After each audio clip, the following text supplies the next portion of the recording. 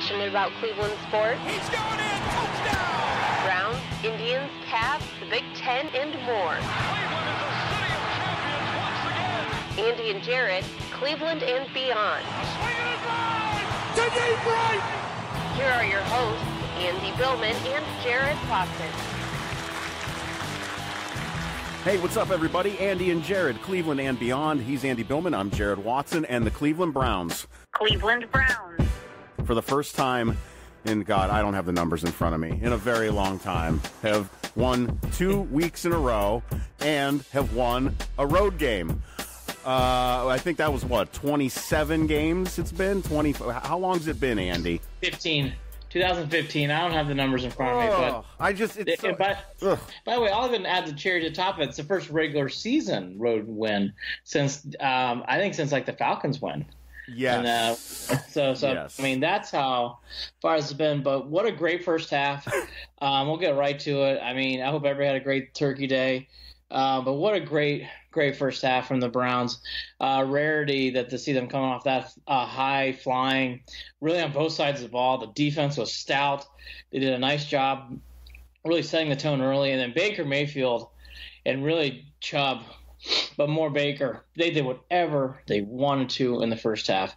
To see 28 points like that in the first half for the Browns it's been a long time. They didn't. It was what? They didn't punt until that second possession in the third quarter. Was it that long? Was that when it was? Yep. Unbelievable. We're living in opposite world, Andy. We're used to punting the entire first three quarters and then trying to play catch up middle of the third to the fourth. I mean, that's this was a complete reversal. And that's why, to remind people, we're usually in the opposite chair. Today we're in the first chair. That's why it's so important in games. Hugh seems to be in the same chair he's been in for the past 3 years. Yeah. Well, it is the Hue Jackson Bowl. Well, it's not, and you know that it's the chair of the bus driver, correct? Is that the chair? Yeah. I mean, let's just say this about Hugh. Hugh is at a very strange and bad time here in Cleveland. And what, just to see what that team was going through to what, you're saying, Jared, and I agree. The penalties. No discipline. No discipline at all. Really, the Bengals looked like they were playing in mud in the first half. I thought the kid Driscoll played a great second half. He clearly came well off the bench.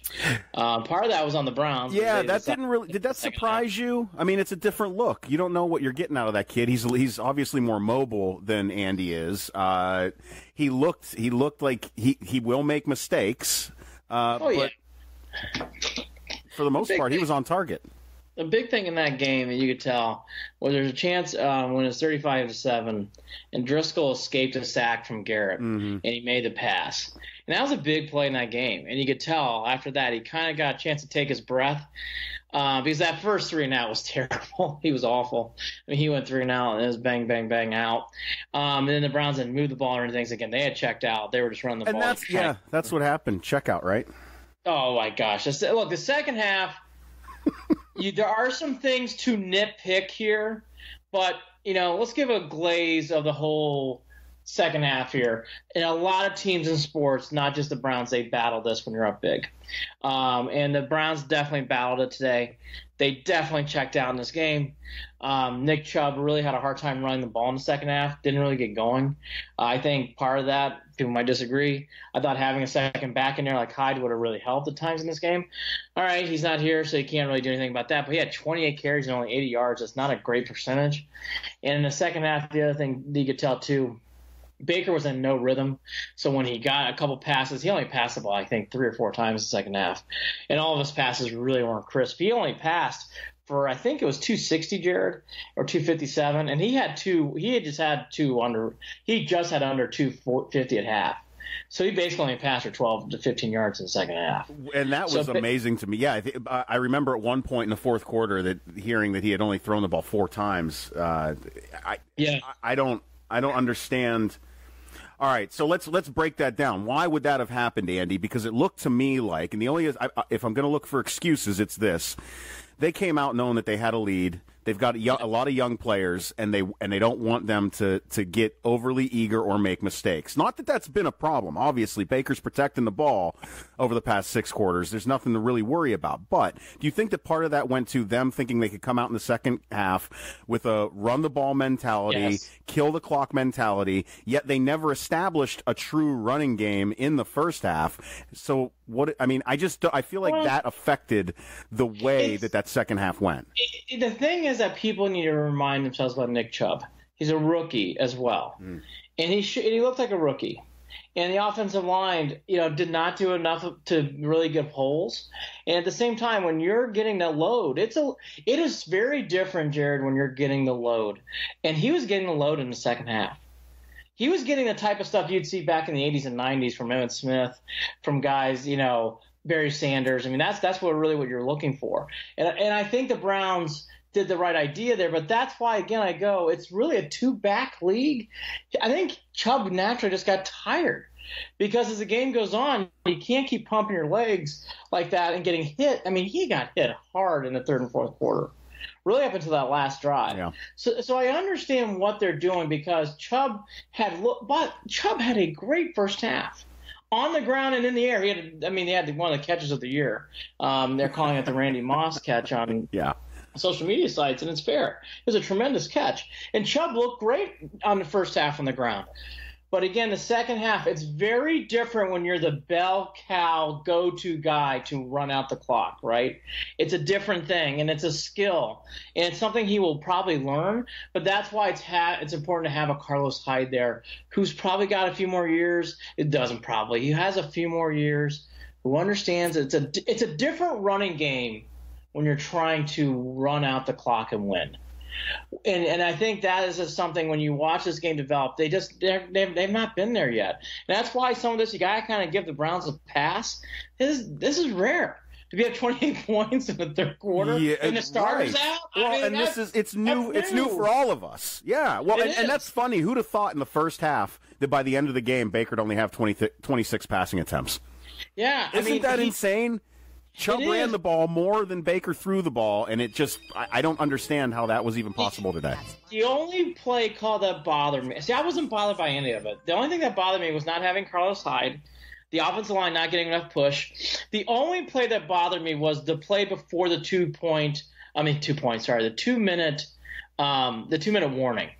Because they only had 3 seconds, you might as well have Baker pass there. Because they scrambled and ran him out, and they lost 10 to 15 yards. It's like, right, and then gave up a 35-yard punt return. Well, that's my point. Well, special teams is still an issue on this team, and this was okay. Let's go there. For everything has been positive, and then we'll go back to the first half. We sound so miserable right now too. We do. Part of it's because I've had kids with me all week, and I love my kids. I love my boys. But, when you're at the end of your week as a dad, it's been fun. Yeah, I know. You know what I mean? It's been a lot of coughing and sneezing today, and I love my boys. We had such a great week in Ohio, but, as a single dad, you're sometimes at the end of your rope. And I'm definitely at the end of my rope at the end of this trip. But back to the game, special teams will have to be flagged here again because, as it was referenced during the telecast and is definitely shown by the depth chart, the Bengals have a lot of injuries, so their special teams unit's not a strength right now. And, boy, you wouldn't know it in this game. The Browns special teams unit, when it comes up to giving up yards, is a huge problem again on this team. And, again, it didn't cost them a touchdown, but, boy, they flipped the field a lot in the second half, especially. That kid did a great job returning kicks back. Again, let's not harp on more than that, but the special teams, no matter where this goes next year with coaching or whatever, the special teams we've talked about this, it has to be blown up. This cannot continue. Isn't it nice, though, that, I feel like we're at a point now where I'm not looking at a dam full of holes ready to give, ready to flood the town. We're looking at a few areas that need some repairs, that need some patches, and a GM who hopefully, to this point at least, it seems like he can find the right people, the right talent to put in those spots. I agree. I agree. And to be fair now on the other end, I've picked at times the wide receiver cast in this team. I will not today. They played perfect. Yeah. Really hard to pinpoint a mistake here from this team, whether it's Callaway, Njoku had a great game. Nice job by Callaway. Callaway had his best game of the year. Really played well today. Njoku had his best game of the year. They're both finding their rhythm, I think. They're confident, great. Very confident. And I'll tell you the guy who I think has had I can't believe I'm going to say this, but I think it's actually got some merit. I think finding the third receiver again, whether it's Higgins, who's back from healthiness, or Perriman being in the game, has helped settle down this team. I never thought I would say this going in the beginning of the year, but Higgins/Perriman, the Perriman pickup's been a big deal this year. It's actually settled down this receiver crew, and because they both have made catches, they both have made enough plays where Callaway and Landry are not getting basically hogtied by the secondary. And so that is where I've seen the biggest difference. It's amazing. The Higgins injury and no Perriman, those two have really settled down this team, I thought, Jared. I thought the wide receiver crew had an excellent day. Njoku and Callaway, I think the bye week they looked rejuvenated. They looked great. I thought Baker Mayfield played great. Yeah. And Duke had a great catch and run to get the team started off right. Yes. Yeah. Oh, Duke Johnson had a big play in this game. I think you can do. I've been a guy too. I don't want to see Duke get the ball a lot. Meaning, I love him getting 5 to 8 catches. Right. I am a fan of what he did in the first half, going down the field. That was great. In fact, the Browns should do more of that. He's a rarity. He really can be a scat back where he can get a short dump off and get you 10 yards, or he can get you 20 yards. Duke Johnson does not get enough pub for me. He's a special player. Five guys, including Duke today, Andy. 5 guys with receptions of 20-plus yards for that Cleveland Makes a big offense. difference. Isn't that nuts? Njoku, Callaway, Chubb, Landry was the only one, and his long was a 14-yard catch. So, I mean, still. But they were, but again, if they're going to isolate. Right. The Bengals basically said, we're taking away Landry. And when we were going through that funk in the middle of the year, we had no Higgins, and Callaway, we learned, can't carry that load. And be fair, I don't know if Njoku is ready to carry that load. Yeah. But when everybody's healthy, doesn't it make a world of difference on this team? It certainly does. And again, Nick Chubb will get better at the end of the game situations. I really like Nick Chubb, and he had a wonderful game today too. Offensive line playing great. They have really stabilized themselves. 2 games in a row, no sacks on Baker Mayfield. That in itself is amazing. Yes. They will be tested next week against the Texans, who are much better when it comes to rushing the quarterback. But I will say, and what Jared is alluding to, they played much better. And really, I'll tell you, the Bengals, I always thought the Bengals going into this year would be an 8-8, 9-7 team, 7-9 team. I left going where they're saying that's probably what they're going to land, but they're actually much further away than what I thought they were. I see a lot of problems with the Bengals. I was surprised leaving that game. I don't want to make this into a Bengals podcast, but I was really surprised, Jared, by no pass rush. Really, the A.J. Green injury is not a little thing. It's a big thing. And the Bengals, I'll tell you, Andy Dalton's a problem. I don't know what you do there. I can't argue that. The glaring issues that I saw were that the only fire that they seemed to have on that team was almost like negative fire. Like Vontez Perfect, when he's the fire on your team, that's not really. I'll tell you. That's a good point too. That's the thing too. Going to the recapping the second half again. The Bengals did a great job of making this game chippy. And I think that really took a lot of the Browns. They did a nice job of making – you don't want to make a game chippy, but when you're down like this, it kind of takes away some things, I think, mentally from a team. And the Browns weren't focused in the second half. So the chippiness really came out. Perfect, boy, he was – I'll tell you what, he was in the referee's face a lot in this game, I thought, too. Yeah. He really, to Jared's point, he is the leader. Is that a good thing? I don't know. The Browns are going to have to learn on both sides of the ball. Nick Chubb running the ball is the right thing, but he's got to do a better job getting yards, and the offensive line has to do a better job allowing him to get yards. That's a different thing. I think the Browns are going to have to find Jared. I think the Browns are going to have to find a helper late in games too. I think they're going to have to. I don't know who that's going to be yet, but they're going to have to find someone to help take off some of the load. And when it comes to Nick Chubb getting 20-plus carries like he did today, he had 28 carries in this game. Yeah, I don't know why. I mean, they didn't – was there a real reason that they had to run the ball between the tackles? I feel like they would have had – and I mean, they showed it. When they're trying to hit the edge, they've got the speed on Cincinnati. They could have hit the edge more than they tried. I hear you. It's just old school mentality, and I guess I'm like what Greg Williams is thinking is you want to run the ball. You're up 28 points. Run the ball out. Let's get out of here. Yeah. Let's not be stupid. And by the way, it worked. And by the way, in fairness, the Browns won. So the mentality's right there. They just got to it's got to be cleaner. Because if it wasn't for the big thing too in this game were the penalties. The Browns also got sloppy with penalties in the second half. Yeah, that second half was bad. Yep. Yeah, but in the first half and in the second half especially, the Bengals had a lot of damning penalties, especially the one late where that kid made a great pass and the kick got it at the 5-yard line with under 2 minutes left. I thought the Browns were in real trouble there for a second with an onside kick. And it was what, a false start basically. They had the wide receiver didn't get set. And it was. There how many pre-snap I think that might have been what saved them. Those pre-snap penalties. I mean, there was no way that they were going to come back if they couldn't figure that issue out. And the Bengals are really a mess. I can't emphasize that enough. This isn't like a 5-6 team and you're a few players away. This is a mess. Bengals are really a hot mess. And you know, the other thing to take out is too, before we move on to what's to come, this whole Hue Jackson thing. Where it came to the interception and Randall giving them the ball, which I thought was a nice jab.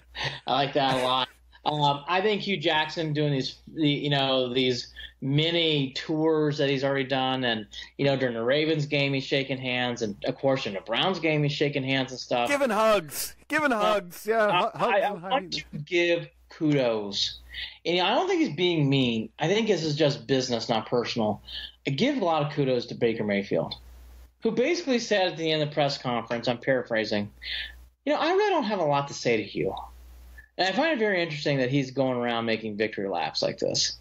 And I was glad to hear him say that, because I am too. And I think the Hue Jackson, if there is any sympathy, which I think there still was, I think that has to go away now. Sympathy. I mean, the only sympathy that I can have is, and this sounds bad, but it's genuinely how I feel, is that I feel like Hue doesn't even know how inept he is. And I know he's trying to be nice, but it's like, that's why that's all you got is nice. And that's, that's not going to cut it, because the other things that you are doing are so obnoxious. Yes. The victory tour stuff, the television, the walking on to Cincinnati a week later. Of hands, kissing of don't rings. Act like you don't have your agenda, first of all, even though you probably don't know what your agenda is. Oh, no, he probably doesn't. And that's why I like Baker's comments after the game. And I think that's the best way to put it. Like, what are you going to say? Well, right. And again, Baker did not chat with Hue. Hue obviously came up to him, but Baker didn't have tried to go in for a hug, it looked like. He wasn't getting one. Well, I mean, I think Baker's right. It's like, look, it's over. Didn't work out. Look, if we're ever playing cards someday on a cruise deck, I'll say hi to you and buy you a beer. That's not today. I'm here to win. Yeah. That was the thing I loved about this game. It's like, enough of this crap. Yeah. It's enough. You're out. Sit over there with your buddy. Boy. Have a good game. We hope to beat the hell out of you. And guess what? We did. Yeah, I feel like we do have to at least give knowledge to the fact that the Browns came out off the bye week and smacked them in the face early and often.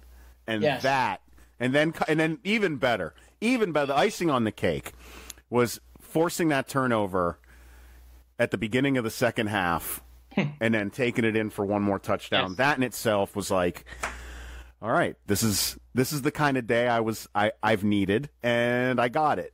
Granted, the rest of that second half felt very, very much old Browns to me. Well, the Browns are going to have – oh, they did. The Browns are going to have to learn how to finish. Again, the Browns are not unique in this, but if it wasn't for I don't know what the official call was again, but it wasn't for that goofy false start, too many – I think it was illegal motion on that play that got the ball down in the 5. It would have been dicey. But it didn't happen. The Browns won. I liked how they started off the game to what you said, obviously. I loved how I will say this was the other point I wanted to make before that whole debacle happened in the second half where the game kind of fizzled. That was the most focus I've seen the Browns play in a long time in the first half. It's hard to pinpoint a moment where I thought the Browns were more focused. How are you more focused than scoring 5 touchdowns in your first 5 possessions? Right. And didn't allow Mixon to get any. Mixon and what's that other guy's name? He always kills us. The other running back for the Bengals. Oh, Bernard. Bernard. I know Mixon's not been in the league long, but Bernard does a nice job of chewing up. So does Dalton. Dalton's weird. Dalton either plays like he does today or he has great games. That's usually nothing in between with Dalton. Any word on his hand yet? I didn't see anything come out. I didn't see anything either. No. So we kind of tackled the first question we're going to go off with was what we make of the second half of this game. So to the second question I was going to ask you, did this film help Greg Williams? Is it still even-keeled? Or did it kind of get erased with what happened in the second half? I don't think, as much as I want to harp on that second half, I think I can get over that, and I think that this is a plus. Because I think when we look back, it's a W. You know, and it was an important W for a multitude of reasons. We would have ended up tying the record for most losses on the road in a row. Yeah. You know, and thank God the Lions still hold that one. We stole the other terrible record from them. Well, we tied them. We tied them. Like, you know, we've won 2 in a row. We did it against the former head coach who wanted to walk around like he's everybody's best friend. And it is. And can I say that again? It's vomiting. It's really gone. I can't say it without laughing at how obnoxious it is. It just is. That's why I love Baker. I will say this: the more I get to know Baker Mayfield, the more I love him. Yep. Oh, I love him. Anyways. Yeah, and I think that I feel the same way. I really do enjoy watching Freddie Kitchens and Greg Williams take this scrappy bunch of young kids with a legitimate leader for the future and just go, gloves off, let's roll with it. Second half, not so much, but we can't complain. When's the last time the Browns have won a game 35-20, decisively won a game 2 weeks in a row? I mean, it's just... Again, it's hard to justify the second half because as Browns, we've not been there in a long time. I think this win does help Greg Williams. Yeah. It doubles down if he beats the Texans. It doubles down. And I mean that. If he can – see, this is what we alluded to in the last podcast. For people who really wonder where the Greg Williams meter is in my brain with what's going on with Haslam and John Dorsey, you beat the Texans – that's impressive. I tell you, how do you eat the elephant, Andy? You get one bite at a time. Yeah. One bite at a time. That Texans game's big game. Browns fans joke around about still being in it in the AFC North for a wild card spot, whatever. I get it. It's funny to joke about because as Browns fans, as self-deprecating as we can be, it's fun to look at. But legitimately, 1 week at a time. If you take it 1 week at a time, let's just do that. Well, that was my last question I was going to ask, too. I think the Browns get back in it once you get to 500. So the Browns need to get to 500, and you said it perfectly. You beat the Texans, and you come back and you play the Panthers. And again, the way this is playing out, Greg Williams is getting closer and closer, in my opinion, to getting this job. Now, if he loses to the Texans, you come back and ask me. So I think the Texans is a key game for him. I really do. I talked about the other guy who we're going to get to in a second, John Harbaugh. Greg Williams, to me, is kind of the same thing here, but in a different way. In that I think if Greg Williams wins this game against the Texans, and then maybe he pulls out a close game or wins against the Panthers, Jared, it gets tough. It gets tough. I'm telling you, it gets interesting. I think we touched on all the things we wanted to touch about in this game. Great win, good way to start off the bye week. I'll tell you I'm going to mention the key things I saw. Team had never been more focused. The wide receiver crew, it's amazing. It's only the third receiver, but it's amazing how Higgins and Perriman settled down that group. And Baker Mayfield is taking over this team. He is taking over this team, and it's wonderful. He had a great game. Great game. He really wasn't his fault in the second half. He only got 4 opportunities. And, again, we can nitpick. It's still a gauntlet for the end of the season, too. Texans, the Browns Panthers, don't have an easy game. No. The Browns don't have an easy game. I mean, I would say the only game in there that I have confidence in is the Bengals at home to end the year. I think outside that, Panthers, they're tough. That's a tough game. At Denver on a Saturday night, they're giving the game the Steelers again here. That's a tough game. Yeah, and even tough game. And that Ravens game at the end of the season is looking a little more difficult than I expected it to. That game. That Ravens team might be fighting for that wild card spot. I know. Well, they're fighting for a lot of things. Fighting for a coach. Fighting that Ravens game. Again, fighting to figure out if that quarterback's going to be something for them. We don't have enough time in this podcast today. I'm not a big fan of the Lamar Jackson thing, but it's working, and you're winning games. Yeah. They have a quarterback situation down there. I'll tell you that. They really do. Because it's fair debate now who should be starting games. But again, you beat the Raiders. They did beat the Bengals, but man, I don't know. That's a tough situation. But going back to the Browns' perspective, no easy games. Jared's right. It's the same boring cliche, but it's really true. One game at a time. And the Texans play on Monday night, so they get the Texans on a short week on the road. I'll tell you, I think it's a big game for Greg Williams. Huge game for him as it comes to being the head coach for the Browns. I think it really means a lot. Going around the NFL in this game, going around NFL this week in the league to the early games. I don't know if there's anything you really want to touch upon, Jared. The only thing I'll mention for these Thursday games that I saw, I didn't really watch the Bears-Lions. I was doing family stuff. I did get to watch the Redskins-Cowboys. My only thing I'll point to here is, the Redskins got McCoy. I don't know how much you want to break down that. It's interesting. No, we know what that looks like. We know what that looks like. The one thing I've been hearing nationally, and I was down on him, so I'm going to give him some props. Amari Cooper's made a big difference so far for the Cowboys. For the Cowboys, absolutely. He's really made a big difference for them. Yeah, but they were never really supposed to lose that game on Thanksgiving, were they? I mean, I just can't see a Colt McCoy-led team really being a threat. And he made a pass in that game, and you just shake your head. Poor kid. Yeah. He doesn't have arm. He just doesn't have arm. There was a throw in that game. I can't remember when it was exactly. I think it was in the first half where the ball was well short, and the guy was open. And it's just a shame. I'll say this about the Redskins. They have the players around them. That Alex Smith injury, people might chuckle that it's Alex Smith, and what does he really do? That injury is more devastating than what people think. The Redskins were actually a playoff team. That's one of the tougher injuries that I've seen. Over the injuries years. Horrific. Injuries horrific, but I felt terrible for Alex Smith with the type of season he was having, and. I know. How could you not? The Redskins were going to win that division. They were going to win. Now, it just doesn't. I think the Cowboys it's kind of for their division to lose unless Philly put something together. Going to the other, and by the way, the Saints keep winning. How good are they right now? On fire. They play the Cowboys this Thursday night. Big game for the Cowboys, too, obviously, in that spot. The thing to watch on the other end of this is, the Falcons, Packers, these are teams that people thought a lot of going into the year. Be interesting to see where these teams land as the year goes on. I don't know how much more rope Quinn has as the year continues. Because we have live games, everybody's tied in the AFC. Dolphins, Colts are tied. Steelers, Broncos are tied. Chargers are winning. Boy, they had a slow start in this game. They were down 10-0.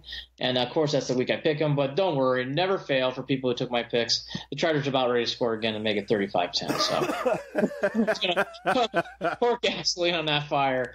The Pats did what the Pats did. The Eagles, boy, there's a lot of talk for people who don't live out here about the Giants making the playoffs. We can extinguish that fire. As the Eagles, it's amazing what happens with Giants fever around here. We mentioned about the Ravens. That's really it. We should touch upon this game, and then I'll get to anything else you want to do in the NFL. The Monday Night Football game was one of the best Monday Night Football games, best games I've seen all year, maybe in the last couple of years. I know people were complaining about the defense, and it certainly was abysmal. I love the Chiefs-Rams game on Monday night, Jared. I thought that was one of the best games I've seen all year. See, and it's so difficult. You know how awful I feel when not only was I – this shows you how my life goes. Not only did I spend most of Thanksgiving not watching football but watching the Hallmark Channel, but I also was stuck watching Below Deck instead of Monday Night Football on the Bravo Channel when I got home Monday. So – I can put headphones in and stream the games on my phone, but then my wife will feel like she has to watch her shows alone, and she doesn't like that. No, I understand. By the way, you're being a good husband, and to give people. I hope it pays off someday. It does. It does. You're a good man. You're a good man. I would have been the angry a-hole husband who would have gone down there. Hey, I did. I spent, and I know we're moving to this next, but I spent Saturday. I warned everyone, don't bother me. I asked politely. I asked my wife's grandmother, may I have your television from 11 until to be decided on Saturday? And if you say yes, I don't want to hear any griping or regretting it later. And that's what I did. Thank God. Good. Oh, thank God. And before we move to that, Rams-Chiefs was a fantastic game. For those who were watching the Hallmark Channel or whatever the other show was, I feel sorry. I was driving across the country. I was just making my way from Connecticut to Ohio, and we had to make a pit stop in Scranton. I have three boys, and my youngest boy got sick on the car ride, so we had to stop early. Pouring rain in Scranton, Pennsylvania. Oh, and that river floods all the time. You weren't down there, were you? No. We were up on the interstate, but it was one of those great moments as a dad when you're all alone. I'm a single dad, so I'm going out there, Sunoco, and I'm like, I need trash bags, Lysol wipes, whatever you got. $17 later, you're like, $17 later. Good Lord, what did I just pay for? Yeah. Cleaning up stuff. But the one thing I said, I go, well, the positive is I can stop now. I can watch the whole Monday Night Football game. At least you got that. That's what I did. And it was what a wonderful game. I'll tell you, the Chiefs and Rams really put on a great show. It was a shame about Mahomes. He threw 2 picks late in the game. Just didn't have enough to really get him over the top. I thought the Chiefs were going to win at one point. Back and forth game. It was a show. It really was a show. Kudos to everybody who played. I can go on. It was a wonderful, wonderful game. And then we turn our attention, to college football. Ohio State football. And to the game. I'm going to give a quick Michigan rant. And I'm not a Michigan fan, but I want to give a quick Michigan rant. Give the rant. I really was not surprised to look at all. As I watched every pregame show, I made sure to listen to everything this week. And everybody and their mother, except for I think us two, had Michigan. Everybody loved Michigan in this game. So for people who go, there's too much talent in Ohio State. Hey, I'm not an Ohio State fan, and I'm not saying you're wrong, but that's BS today. No one had Ohio State winning this game except for Jared Watson and myself, all right? I called a blowout. I called a blowout. Yes, and by the way, he was right. I called a close game, and boy, I guess, even the Michigan Wolverines can't handle this. Skip Bayless called Michigan to win and then said he's going to explain why they can beat Alabama, too. That tweet didn't age well. Did not age well. Again, the game to me that set off what we talked about last week was the Indiana game. The Indiana-Michigan game opened my eyes to some things where it's like, Michigan's not as mighty as I thought. Mm-hmm. But even that aside, when I was growing up in Ohio, I witnessed and really became a part of the John Cooper, I'll call it the John Cooper curse. He just could not beat Michigan in a big spot. Couldn't do it. I mean, Cooper just really could never get that big win. Even when years when he had a Heisman Trophy winner like Eddie George, Timbaugh Biakabatuko would run all over him. Like, it was just amazing how I know, that it was happened. brutal. The year that they were undefeated at home, nothing could stand in their way, and they lost that game. It was a terrible loss at home to Michigan that year. This is what's now going on in Michigan, and I felt it back in October. They don't realize, as I didn't think the Buckeyes realized in the 90s, it's going to take a lot to win this game. And now Michigan's in this spot. It's in their head. I thought the block punt was a terrible play in this game, which is obvious, but it changed momentum. This game was close. And a block punt just through their hole. It's almost like it was a storm cloud, and that was the right poke, and the rain came. And that's exactly what happened in this game. Oh, that third quarter, it was just a pull away. It was it. That third quarter did everything. And it was only 8 points when that punt block happened. Okay, it's 15, but you still have time in this game, especially with what Ohio State's defense was played. I just want to say again to everybody out there as a Michigan supporter, and I respect the program, and I'm actually a John Harbaugh fan. I think he's a very good coach, but he's going to have to start figuring out this game. This was a horrible loss. This is the kind of loss that's going to carry. Because if you're not careful, you might lose this game again and again and again and again. And it's going to start getting out of control. And I'll tell you that this game really opens up the floodgates of questionability, because it isn't like Ohio State just scored 32 points and Michigan only scored 20. They scored 62 points in this game. The defense was obliterated. And they could have scored 70. They 70. I mean, when they went into victory formation with 1:30 left, they were on the 4-yard line, weren't they? I believe. Yes. Yes. Michigan has a big problem on their hands. And Harbaugh does too. And this is not – and again, they're acting like Cooper and Ohio State used to do. Well, we just got to come out and play better next year. No. You can't walk into that stadium in Columbus talking about revenge tour, wearing T-shirts, and get your asses handed to you like you did.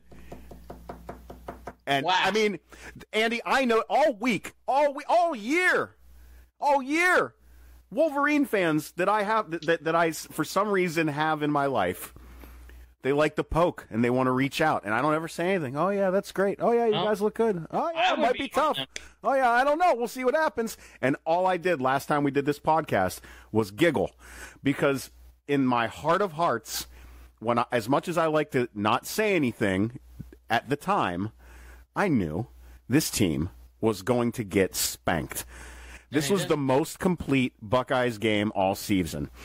And even when it was close, that Buckeyes defense was where of the linebacker, the worst linebackers in college football, all of a sudden look like the best linebacker core in college football. They showed up, they played well, and Michigan had a real chance in this game when that muff kickoff. That was exactly what the doctor ordered. The Buckeyes did get a field goal, but boy, 5 points down.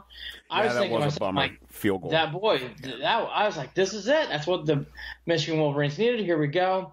And they just could never get it going. And I'll be honest with you, it's two-part here. First part's Urban Meyer. He had that team ready to play. To what Jared just alluded, the defense played great. I kind of had this vibe that Jared did. I knew Ohio State would play up for this game. They have to play up for this game because Urban Meyer gets this game. Urban Meyer understands this game. You got to be focused on it 364, and then you play it. And he gets it, and I don't know what it is, but I just don't see it in Michigan right now. I don't even think they can sniff it. And then you go to the bigger thing here. The Haskins playability was great. He finally put the game together that I had been alluding to all year. I was surprised by how many people were dogging him on websites and talk shows and everything else. I really didn't think he was that far off. He played a masterful game on Saturday. He was great. He did everything he could want to in a quarterback. He made every big pass. He looked confident. He was more mobile than I've seen him all year. Yep, the team it finally came together. It's amazing. 1 2-point conversion doesn't go the way of the Terps, and Ohio State's never looked back in 4 quarters. I mean, they just smoked the Wolverines, smoked them. Andy, how does John Dorsey, who I believe was at that game, how does John Dorsey get Paris Campbell on the field in Cleveland next year? Yeah, I know. Oh, my gosh. He's a star. I'll tell you the truth, though. I know people will hype him, and I like Paris Campbell a lot. I'll tell you that, again, I alluded to this in many podcasts. I see many playmakers on Ohio State. Yeah. And I know I talked about Campbell, but I thought Hill, Dobbins, he didn't have his best game, but, boy, you saw him in space make plays. I just see Ohio State having a lot of those playmakers, to be honest with you. I know everybody gets on Campbell, and he's a star, and my God, is he great. But I'll tell you this much. Campbell's a star, and they have a lot of good players. Young on defense is a wonderful player, too. Ohio State really put together the game that I thought I kind of thought all year with the talent on the field that they could put together in a big spot, and they did. To close out the book on Michigan for a second again, I don't want to hear about how mighty Michigan's defense or Patterson, all that stuff now gets shelved. You better be Ohio State, or I don't want to hear from you for a while. That's where it's going to. It's going back to what Cooper used to go through. Don't want to hear it. Don't want to hear it. If you smack my Irish around next October, great. You better beat Ohio State in Ann Arbor. That's your season now. That is your season. Is Harbaugh? Does Harbaugh have to worry about being out after that? Nope. And nor should he be. The team won 10 games. You can't fire coaches who won 10 games. Can't do it. Yeah, can't do it. Them fans are getting real tired of it. Again, it reminds me a lot of Cooper. I didn't think you should fire Cooper either. You can't. How can you fire a team that's this talented, that's winning 10 games a year? It's what we used to say about Cooper. You can't fire him. You cannot fire Harbaugh. But I'll tell you, Michigan's got a lot of mental hurdles to go through. And I don't want to hear about the talent thing. I don't want to hear it. I've heard that a lot from people already. I don't want to hear that today. I don't want to hear it. I know Ohio State's got a lot more talent. What did Purdue do against Ohio State, Jared? What did they do? Ran all over them. Oh, it was painful. What did Maryland do? What did Maryland do? Yeah. Oh, against that defense, ran all over them. Ran all over them. It's all about mentality sometimes. I'm telling you, it's a mental hurdle with this team. And it's going to be a big topic, and it should be starting now for the next few weeks. And it should be a topic in August. It should be a topic on August 31st. And again, if Michigan wins their little bowl game and they win the Citrus Bowl and they come back with a basket of fruit, I don't want to hear it. How's that Michigan game coming along, Coach? It's about that now. That's the game. I mean, honestly, I don't want to hear about Michigan and all this stuff, because again, that game is now in their heads. Michigan's got a problem. They can't beat Ohio State. Can't beat them. No. Question. With Ohio State sitting at 6 in the AP poll right now. Yes. What do we think? What do we think it's going to take for them to bump up into that fourth spot? Because I see them getting into the fifth spot. I don't know that I can see them getting into that fourth spot. We closed the book on Michigan, now to Ohio State. So here's the thing for Ohio State now. The game itself, we kind of tacked into wonderful game to play all that, blah, blah, blah, blah. Now you got Northwestern and Oklahoma. Let's put Georgia aside, and here's why. Georgia plays Alabama, okay? You got to take that game for what it's worth. And what I mean by that is those two teams are going to be 1-4 when the playoff rankings come out. And more than likely, I think Alabama will probably win that game. Georgia has enough talent to win that game, but okay. So they're probably going to win that game. Now, if Georgia wins that game, everything I says here changes. But let's assume that's a scary thought, by the way. It is a scary thought, and it's in play. The game's in Atlanta. Oh, yeah. Georgia has talent. You never know. But and they're not afraid of Alabama. But by the way, neither was Auburn, and Alabama toyed with them. Okay? So I'm just telling you from what I'm saying. Alabama's really, really good. All right, so let's just put that aside for a second. Alabama beats Georgia, so Georgia's out. What I see here is you got the definition of eye test. Oklahoma's going to be playing Texas in a rematch, and then OSU has Northwestern. when it comes to talent and when it comes to speed and when it comes to playmaking ability, is there even a question Ohio State's got more? Of course not. So Ohio State really beating up Northwestern is important. Oklahoma has no excuses. They have to beat Texas. Have to. Now, if they only win by 7, I don't know if people care as much. In Ohio State Northwestern, I think they do. I think the bigger thing here is, Jared, Ohio State has to win big and pour it on them. And I don't know if that's going to be easy with Northwestern. And that's my thought. If they can stay up for that game, if they can bring that intensity to that championship game, that Big Ten championship game, they'll win handily. I mean, I don't know that it'll look like that. What was it, 55-0 against Wisconsin a few years? I'll be honest with you, I think it's in play. It's in play. It's in play. I'm telling you, it's in play. But Northwestern is so well coached. Northwestern has a knack of hanging around these games. They never win them, but they hang around. They're very scrappy. They're well managed. They do the right things. Can Ohio State put that aside? And by the way, they really didn't make any big mistakes outside that one muff pump and one muff kickoff. So that's where it comes down to. And in Oklahoma, everybody should say, a little mental whatever you do, whether it's a prayer or mental juju or whatever it is you do in life, to Tom Herman, because Tom Herman is going to play a big role in Ohio State here. What happens? Because I mean, Texas does play defense. Do they score enough to catch up with Oklahoma? I don't know. I watched the entire Oklahoma-West Virginia game. I'm telling you, Oklahoma's defense is terrible. It's awful. I mean, Jared, it's a joke. I mean, how bad? Is it Ohio State defense bad? Is it that bad? Worse. Right? I mean, Jared, it's worse. Well, and the other argument is Oklahoma has not put up as a complete a game as the Buckeyes just did this Saturday. I know. I'll tell you what's going to really kill Ohio State when it comes down to these things. Let's say Oklahoma wins. The TCU win has no juice to it. They kind of played sluggish against Oregon State, and those are two teams that didn't finish well. And then you lose to Purdue, go 6-6, and you lose by 28. The resume is a problem for Ohio State. If you go by eye test, I'm telling you, I think Ohio State, if they both play well, I think Ohio State probably beats them 7 to 6 out of 10 times. But the resume is going to be a big hurdle for this team. And the resume, I think, is a fair thing. I do think it's a fair thing. Oklahoma's resume right now is better. It just is. It stinks, but if you're an Ohio State fan, it is what it is. And they beat Texas twice. It's not fair, but let's just be honest. If you're talking to a neutral fan, what's better, beating Texas by 7 or beating Northwestern by 14? Beating Texas by 7 is better. So that's going to play a big part of this, I think. We'll have to see what happens. The only good news is for Ohio State that I think is a huge benefit to them. They will know what they have to do as Oklahoma plays at noon.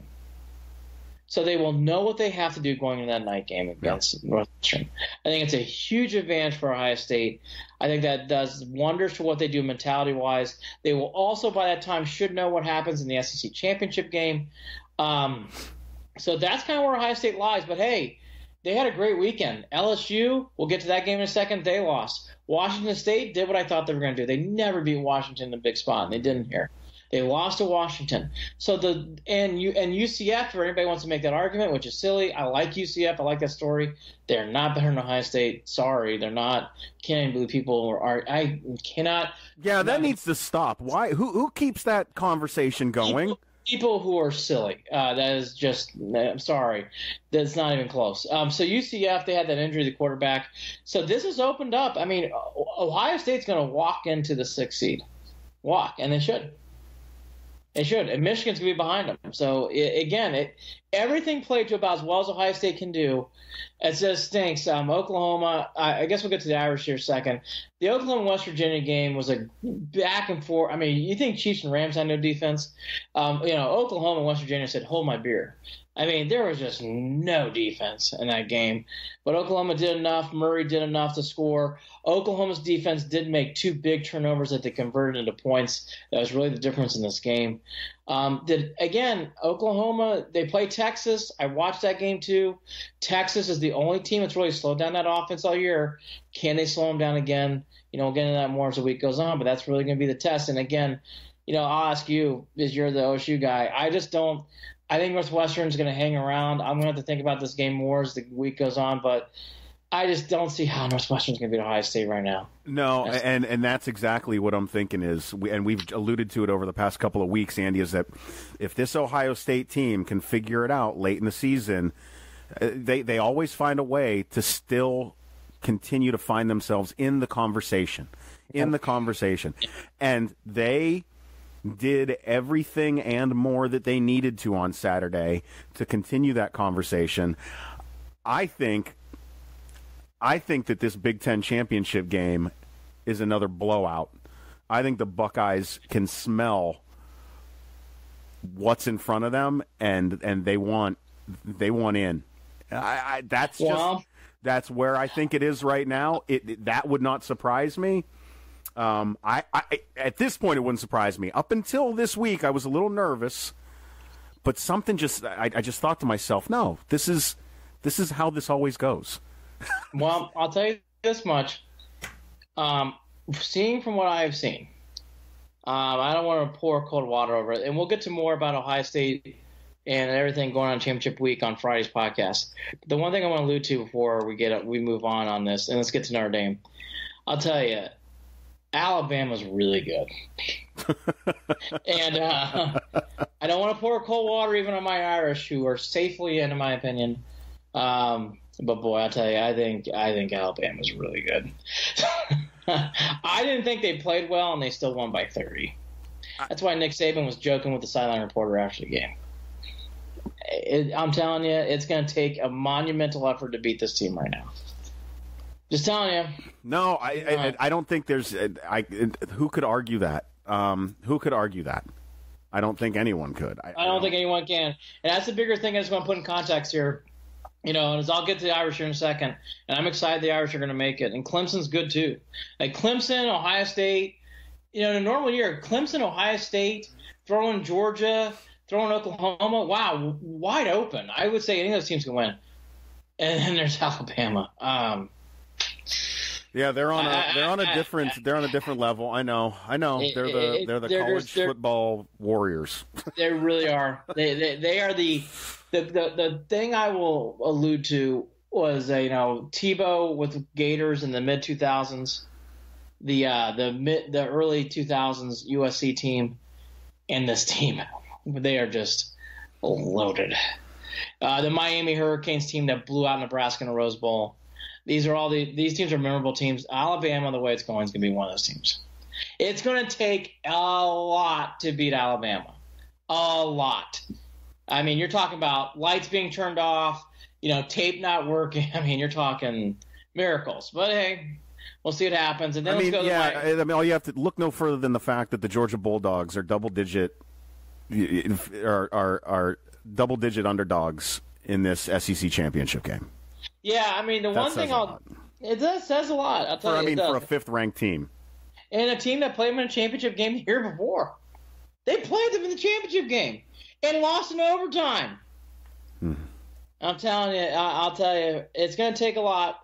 We'll see what happens. I want to save this for the Friday podcast a little bit. Let's go to the Irish because we don't like to play conference championship games in Notre Dame. Nope. We like taking this week off, which I will gladly do. All right, there's really not a lot to discuss here. If you're an Irish fan like myself, this was your typical annoying USC hanging around. Larry Smith, Lane Kiffin, Helton, they're all the same. They're not good enough, but they're just making enough plays. Of quarterback was hot in the first half. Ian Book, which I was worried about, has not played well since he's been injured. I think the weeks off are going to help Ian Book a lot. I think he needs to really get back in the rhythm. Yeah. Dexter Williams made enough plays. I will say, though, Ian Book had two of the toughest runs I've seen an Irish player make since Tony Rice. He had two huge runs in this game. Ian Book is tough. He makes enough plays, and then he got the ball to Jones late to get the big touchdown to put the game away. Look, it wasn't pretty. For people who didn't stay up late, I don't blame you. The game didn't end until about 11:30 midnight. I'll tell you, though, Notre Dame has made enough plays. Their defense is solid. They have enough talent. I think they can actually push around and maybe beat Clemson.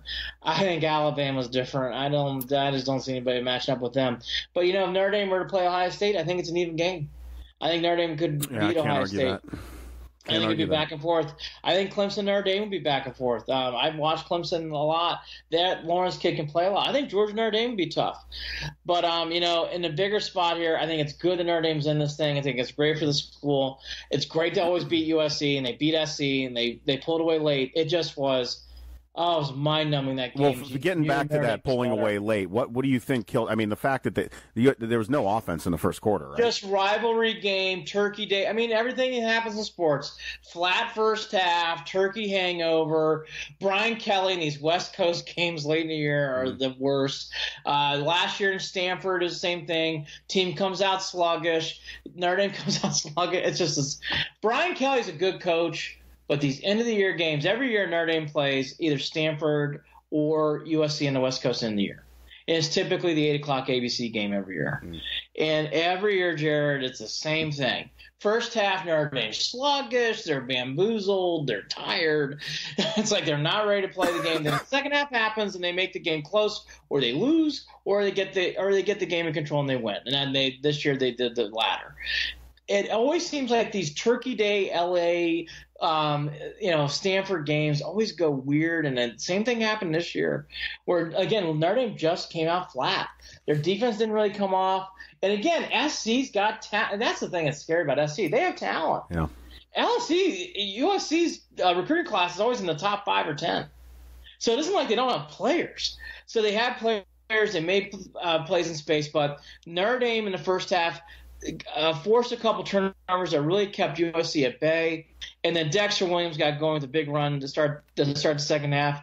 But really the plays were by Ian Book. He had two big plays, one going in the half and one in the fourth quarter, that really settled down the game and really gave the Irish the opportunity to make this game comfortable. It was only by 7, but Notre Dame was up 14 with only a few minutes to go in the game, and the last touchdown and then the onside kick went to the Irish. Again, it was one of those games. The Irish have had these games forever where it's a rivalry game too. And USC's talented, and they kept alluding to it on the broadcast. And I agree with them. Like, you see the talent on, and it's weird. They came out today and said that Helton's. I thought Helton would get fired, but Helton's coming back to USC. So that's for another podcast for the LA guys. But man, I'll tell you, Clay Helton's got to do a better job than this with the talent on that team. But going back to the Irish, they did enough to win. This team is scrappy. This team is better than 2012. That got blown out by Alabama. For people who don't think I remember that game, I remember that game vividly. So I remember that game because that's another one that I called. I knew that was going to be. I listened to that game. Jared, I was living in Las Vegas at the time, and I wish I would have went straight to the casino beforehand, but I didn't. Jared, that was one of those games people go, well, what do you remember about that game, Mike? The kickoff. Yeah. And after that, I don't remember anything. Yep, that's it. It was painful. I remember Alabama. where I was, what car I was in when that game started. Nowhere. I mean, Alabama, I love the Irish. They slapped us around in that game. So, anyways, it all points to Notre Dame should be in. I think Clemson safely in. They play Pittsburgh next week. So just to give a rundown on the games, it's noon, Texas, Oklahoma on ABC. And then you got Georgia, Alabama at 4 o'clock on CBS. I don't know how many people are going to be watching Clemson, Pittsburgh. Well, I'll have both games on. Clemson, Pittsburgh at 8. And then for everybody else, it's, and then myself included, it's Ohio State, Northwestern on Fox. Pittsburgh shows up for these games, don't they? They're scrappy. Again, it's another team that's scrappy. And again, Pittsburgh has athletes. And when you have a team that has athletes, you got to take them seriously. Clemson, though, only a slight favorite. 25 right now is the line. to take. Disregarding that. Oh my gosh! By the way, no line put together yet for High State Northwestern, which I find interesting. Similar to Alabama, Georgia. I have not seen a line yet. Wow. Oklahoma 7-point favorite, which I think is right on. I'll tell you, that's the game. See, all these other games you got to vibe for. Boy, Texas, Oklahoma. I don't know. I think it's a tough game to call. If I were a gambler, I'd stay far away from that game. That's a tough game. Ugh, tough game to call. I don't know if you stayed up for it, but because I was watching I know the answer to you. You did not, but I did. Did anybody, or did you catch the highlights for LSU? Did you catch the highlights? No, I woke up the next day. I couldn't believe. I was shocked. Oh, one of those. Yeah, I checked the scores in the morning, and I could not believe it. Oh, look, for people who didn't watch, so LSU's up 31-24. It looks like the game had been put away as Texas A&M had the ball late, trying to drive. The quarterback for A&M falls down, throws a pass, gets picked off. They immediately shower the coach Orgeron with Gatorade. LSU wins, and then they go back to the tape, and the kid for A&M falls down, and he puts the knee and ball on the ground, so they called him down. They had to go back to replay for that, and you can just imagine the rest. A&M comes back, drives. There is a wide receiver for – I'm going to get his name right now, Jared. There is a wide receiver I know we talk about Campbell a lot, and he's good. There is a wide receiver for A&M who I really want the Browns to take a look at. Let me make sure I get his name Courtney right. Davis. Let me make sure I got his name right. He was unbelievable in this game. It might be. Is he 13? Number Kendrick one. Rogers is 13. Yes, that's the guy. Okay. He is unbelievable. He is a star. Oh, my God, yes, 13. He is going to be what is his height? Yeah, he's 6'3", 210. Yep. Oh, sign him up. Yeah. Well, anybody 6 foot and above as a receiver, I think Browns fans would be happy with something like that. Yes, he is a star. I mean, I was salivating after this game, like, who is number 13 for Texas A&M? I would like to see him in a Browns uniform. Great game. I felt terrible for LSU. This was the highest scoring game in college football history. Great. Again, for people who love defense, turn away. But boy, wonderful game, back and forth. Felt terrible for LSU. Felt terrible. Couldn't stop this team. And again, it was one of those games, we all think we have terrible losses. LSU, when your coach gets Gatorade and you still lose. Terrible. I couldn't imagine. I'm glad I didn't see that because that's cringy. I would have felt awful. Oh, terrible. We kind of touched on Alabama. South Carolina did give a game to Clemson, but they are just too good. So Clemson put away that game late. We kind of tee up the other games. That's really college football. And I'll tell you, it's amazing. We had all this stuff happen this week, and we didn't talk about LeBron coming back to Cleveland yet. Nope. We haven't talked about it yet. Cleveland Cavaliers. I was really happy. What a great week for the Cavs. I know they didn't win every game, but I thought, what a wonderful week for the Cavs. They've got fight, and they're figuring out how to play with each other, and and Tristan Thompson is continuing to be a leader.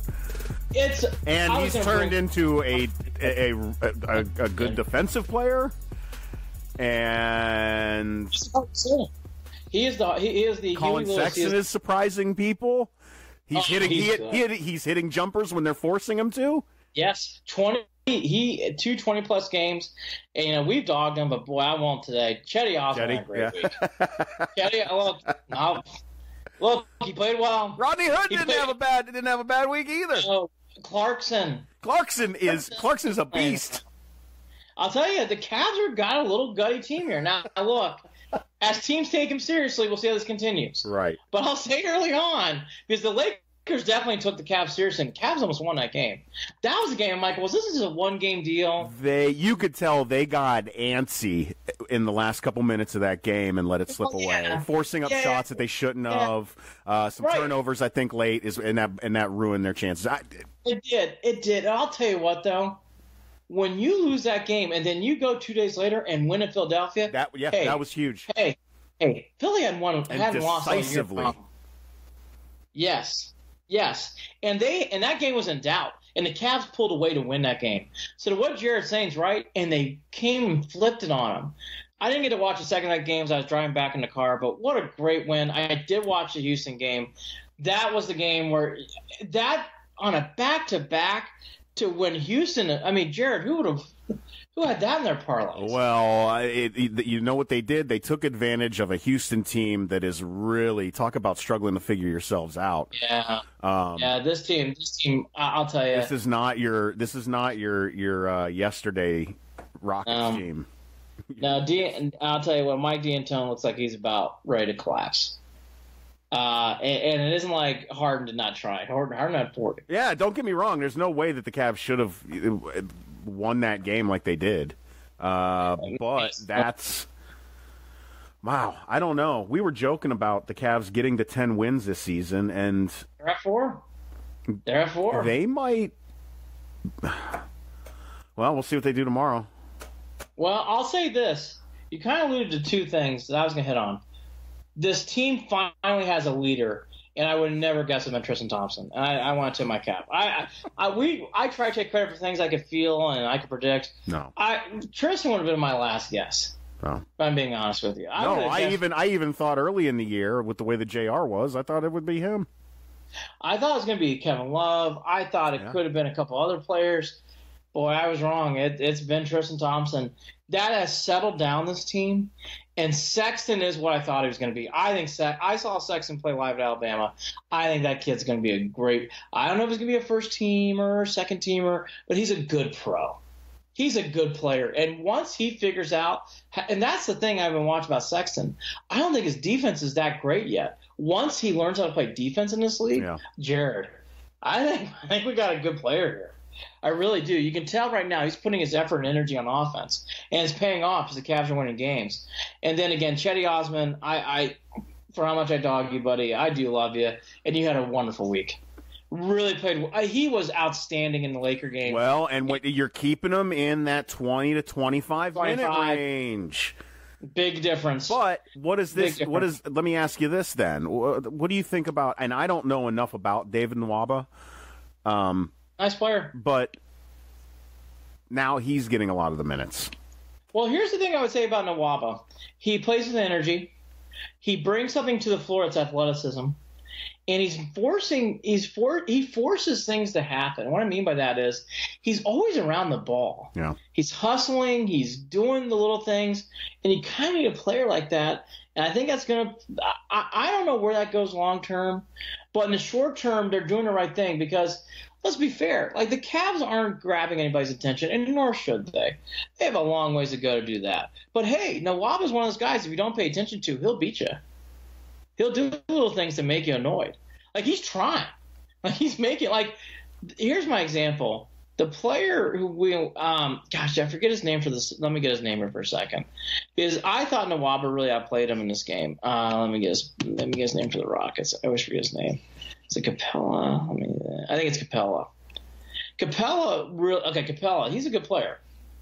Always enjoyed watching him play. I'll be honest with you, Jared. I thought other guys in the Cavs were running circles around that guy, and that's surprising because he's a good hustler. But you see the hustle, you see the effort. I think Clarkson has tried from day one, and he is a great six man. Do you agree? I love Clarkson. Well, that's where I think he's finding his rhythm. I do too. You're getting, you're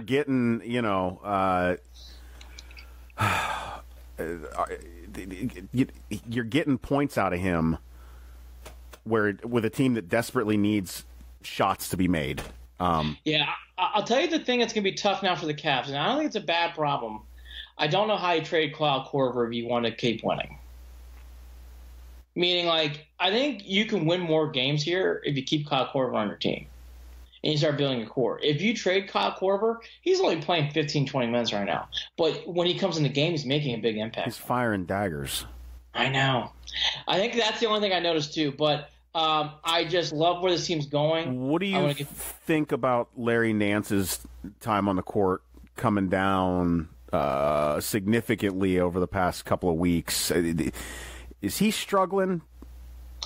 I think or is this who he is? I think this is who he is, And again, I think he has a role, though. He comes off the bench and you don't miss a beat. He's a good second. You expect him to bang the boards. Yeah. Yep. He's a good second. And again, same with Clarkson. And that's not a bad – people take that to be a bad thing. It's not a bad thing. No. You guys can come No, off it the gives bench. them depth. That's my point. Like, it's a good thing to have. The thing that's going to be the Cavs' trick here, Tristan, Chetty, Larry Nance, Harrison, Nwaba, they're all coming back. Sexton, they're all coming back, right? The Corbers, the Rodney Hoods, the George Hills, those are the things they're going to have to figure out here as time goes on.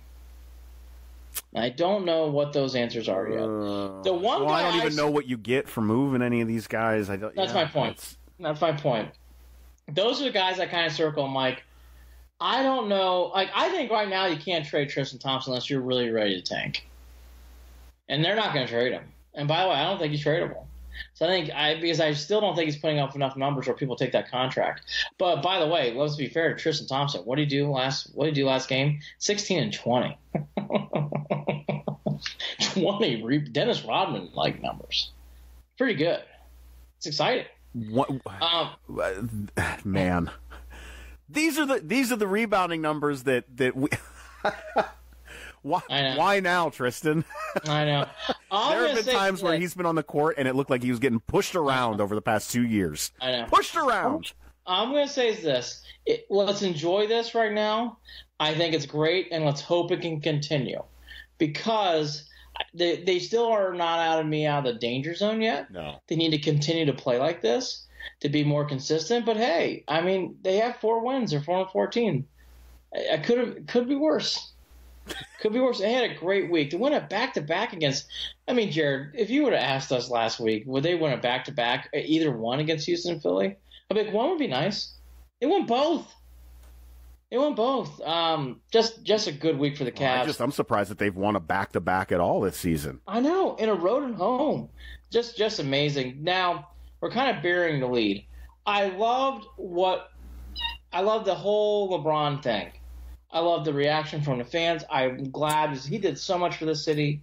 I love the tribute video. Yeah, I thought that went about as well as it could have possibly gone. I was happy for Well, and I think that the conversation that comes up throughout the week over that video and how it was done is the questions of where was Dan Gilbert. And in my opinion, I think it was done exactly as you said, the right way. Let it just be a LeBron thing and just let that go. Because as soon as you see Dan Gilbert, it changes the entire dynamic of what's going on with that night. Well, Dan, people need to remember, too. I think people get too caught up in things. It's the day before Thanksgiving. I know he's a billionaire, and I'm sure he could fly anywhere in the country. But there are even people at that level who go, "Hey, I don't want to travel. I just want to be with my family." Yeah, well, I'm not beating him up over it at all, and that's a great point. Is that the time of year too? It's easy to take that into consideration. I think he would have been there if it was a normal night of the week. He supposedly had a family reunion. He had a big – and by the way, Thanksgiving week, my gosh, what a big deal. So I just think that I agree with what you're saying. I don't – the Gilbert – see, I didn't even think about it until you mentioned it. I'm just saying it's not a snub. So I'm not – It's just not a snub is what I'm saying. Yeah, I don't think it was a snub at all. Okay. I see. I see what you're saying now. Yeah, it's not a snub. People that thing they need things to talk about. You need headlines. I mean, come on. Yeah, I guess so. So I don't think it was a snub either. And by the way, I don't remember him being – I didn't see him at any moment during the Rockets game either. So it wasn't like he came back for the start. That's the thing. Gilbert misses quite a few games. He's not there. He's not there night in and night out. So I agree with Jared on that point. I just thought, though, to the overall thing, I thought that went really well. And I was very, very happy for everybody. I was happy for LeBron. I was happy for the Cavs. Happy for everybody. That really worked out well. I thought it was proper, the tribute he got during the game. I liked it. Positive, right? I made sure, Andy, the way that I watch this game, because I'm still – it's weird to me. I don't like seeing LeBron in a Lakers uniform. I just waited. I just waited until the second half, started watching a little bit. just to see how well the Cavs would be able to hold up in that situation. They looked great throughout the entire evening. And, the fact that they were going against the Lakers in a game they probably didn't expect to even be in, against the greatest of all time. And they nervously let it slip away at the end of the game, and that was fine with me. I didn't have. Yeah. I let the game in and I let it out like a bad thought, like. That's pretty funny. That's the only way I can look at it. That would have been the full circle moment for us Clevelanders, was actually beat LeBron. But that didn't happen. I thought they gave it every bit of effort. I thought they really played well. I just am glad it wasn't a blowout. And I hate saying something like that, but it's true. I just did not want to blow out here. So the blowout didn't happen. Again, it checked all the boxes. I wish the Cavs would have won. That's and the fans stayed hyped, and the fans got a show. I mean, it was a good game. No doubt. All right, to wrap up a few things here, then we'll head off into the week here. The NFL, the Steelers and the Broncos are now tied. I was just telling this to Jared before this started. I can't. Boy, Bengals to a point, but boy, Ravens, Steelers, Broncos, just rotate them. I can't stand any of them. Yeah. So when the Steelers and Broncos play, I just hope for a tie. But it's 17-17 right now. The Dolphins are beating the Colts, which is a surprise to me. The Colts would be backing up what they did the week before, and then the Chargers have safely put away the Cardinals. Cardinals are a terrible team. It's amazing they were up that game 10-0. I guess they had too much turkey in the Chargers in that game. Just some quick hitters here, real fast. I didn't watch a second of it. I'm sure you did not either. But the Phil Tiger match is not good when the major headlines are broadcasting issues. I am all these things. I laughed. It's almost like karma, It seems like it's some greedy, overzealous folks that thought they had a great idea, and the whole thing turned out to be a complete mess. I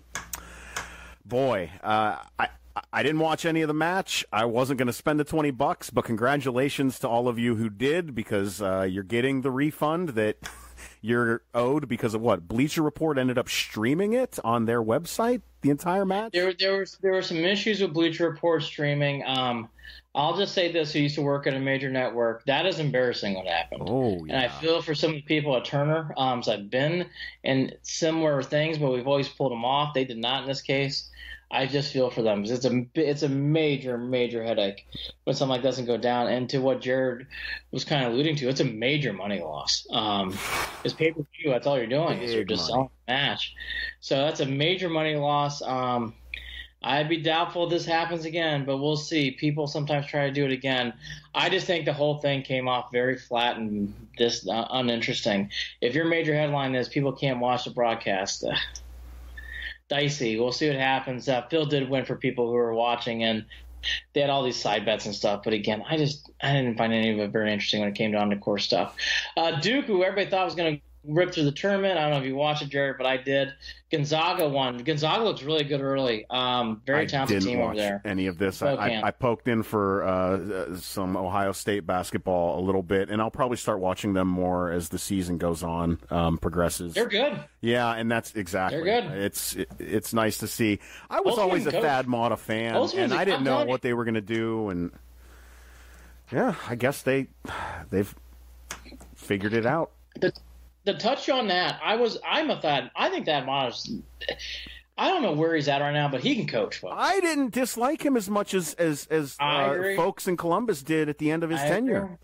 I agree. I was surprised by how that ended. Thad has an Indiana background, so I kind of knew where he came up from. He can coach. Yeah. But we'll do the Thad Matta thing for another day. But OSU does keep winning. Gonzaga looked good. Duke finally got humbled, so it is possible to beat Duke. I hate to do this, but I do want to mention this because it kind of got hidden. The Yankees made a trade that's not good for people like myself and you who can't stand the Yankees.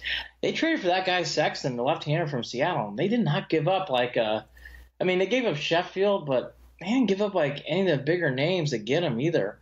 He's a big lefty who gave all sorts of issues to the Indians last year, and I don't know, Jared. These are the kind of trades that drive me insane as a baseball fan. I just don't like these kind of trades. And the Yankees got him That's kudos to the Yankees. And again, this is where when I hear Seattle fans, oh, we don't win. These are the kind of trades, in my opinion, that keep you where you are. Because you didn't get the big player you should have gotten that trade. The Yankees have tons of. Is he just a big arm out of the bullpen? Sexton's a starter. He's good. I'm telling you, the Indians last year couldn't hit him. I just find that to be so frustrating as a fan. I just find him to be so frustrating as a fan. That's a big trade that kind of got. I'm telling you, it kind of gets lost in the weeds this time of year. James Paxton, a lot of people. I'm not saying Sexton. I'm sorry. This is the tryptophan hitting. James Paxton, not Sexton. Paxton. Thank you. I think it's Sexton. I was thinking Sexton was Richie Sexton. Well, I had Richie Sexton on the mind as well. I had Richie Sexton on the mind. But there's no T in his name either. No, there isn't. But James Paxton's his name. I'll tell you again, Paxton was a thorn. I really liked when he pitched last year. I'm telling you, that's the kind of trade that really shifts the weight to the Yankees, in my opinion. It's annoying, isn't it? How they do that stuff every time. Yeah, but I mean, I don't. This is what we're up against. I don't know what and then they complain about our moves for injured guys that shouldn't be traded when they're injured. I guess them in Boston threw a fit over that Donaldson move. I just don't understand it because they took a risk. I know people are saying they took a risk on him, but I think Paxton's a player, and they give up one of their key prizes to do it. So, the Yankees have done this a lot over the years. And that's my major point here. They always seem to be like, we're not going to give you Torres. We're not going to give you, who's the kid we used to have in our organization, the redhead guy, who's a good player for us, who we traded away for Andrew Miller, anyways. But they're going to give up Sheffield. It's like, man, he hasn't even made the majors yet. Wouldn't you want one of those guys who can play for a guy like James Paxton? I don't know. I thought that was a bizarre move for the Mariners. And by the way, a good move for the Yankees. I thought that was a proper risk. They really need starting pitching, and he can give them length if he stays out of the DL. I thought everything else was kind of minor. I saw nothing on the Indians. Nope. Nothing. We touched on the big stuff. Great win for the Browns. The second half is what it is. They'll learn how to handle that better. Michigan, don't want to hear from you. Harbaugh can't win a big game. Ohio State now, they go into the spotlight. Great win for Haskins and the crew. Urban Meyer really outcoached and outfoxed them. And now it comes down to a couple more games here where on Saturday, can Oklahoma beat Texas? Can Ohio State do enough to impress the community to beat Northwestern? Those will be the questions leading up this week. Andy, enjoy your week, man. Yeah, this is the hardest week, in my opinion. I don't even mind the week after New Year's Eve. I think this week's the hardest. I think this is the hardest week to get back in the work group. Thank you. Same to you. It's a hard week. I'm not looking forward to it. Every time I think that my cramming and everything is done, I'm not at all. I'm not. Like I've got to go and do some more quizzes and stuff right now, so I'm going to go and jump on that. And yeah. So cool. Yeah, exactly. At least I can wake up tomorrow and go to my 2 classes celebrating a victory Monday. At least I've got that.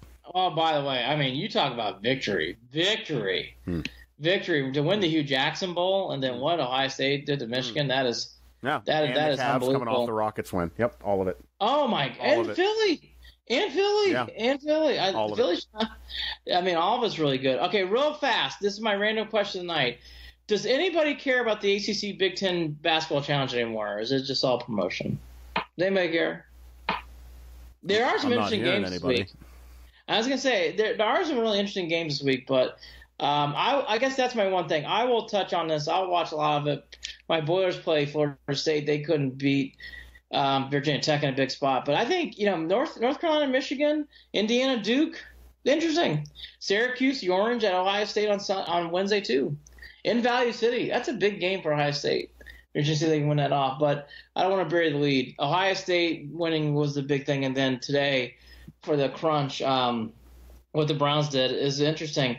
Greg Williams, I guess my final point, I really think next week's a huge game for him when it comes to getting the job in Cleveland. I think he has to win that game. think it's a big game for Greg Williams. Obviously a team, but it's a big game for Greg Williams. One bite at a time. Andy Billman, Jared Watson, Andy and Jared, Cleveland and beyond. Thanks for listening, and we'll see you in a few days. Go Browns. Take care. Go Browns.